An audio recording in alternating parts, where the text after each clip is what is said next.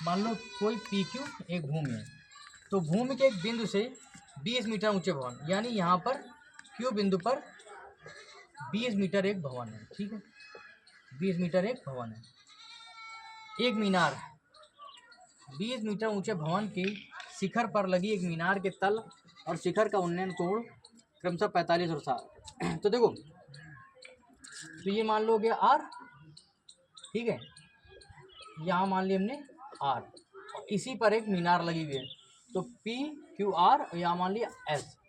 तो क्या है, मीनार की ऊंचाई ज्ञात करनी, तो एच मान लेते हैं, ठीक है। तो एक मीनार के तल, तो मीनार का क्या होगा, तल और शिखर का उन्नयन कोण,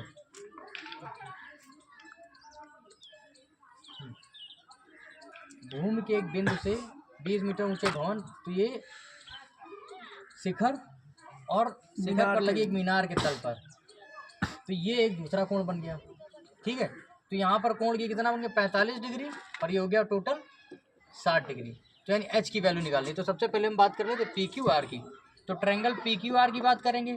तो tan 45 बराबर क्या हो जाएगा, लंब बटे आधार, तो लंब कितना हो गया 20, आधार कितना हो गया x, इसको x मान लो, x हो जाएगा। tan 45 बराबर कितना हो गया 1, x 20 बटे x, x बराबर हो जाएगा 20 मीटर, यानी इसकी भी दूरी कितनी हो जाएगी 20 मीटर हो जाएगी। अब बड़ा वाला ट्रायंगल ले लेंगे, बड़ा वाला ट्रायंगल क्या है, पी क्यू एस, तो पी क्यू एस की बात अगर करेंगे तो यहाँ जाए tan 60, तो लंब कितना हो गया h प्लस 20 बटे आधार कितना हो जाएगा 20,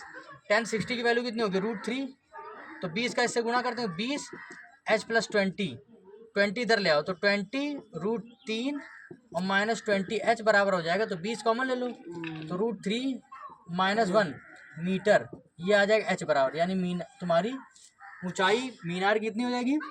20 ब्रैकेट में √3 - 1।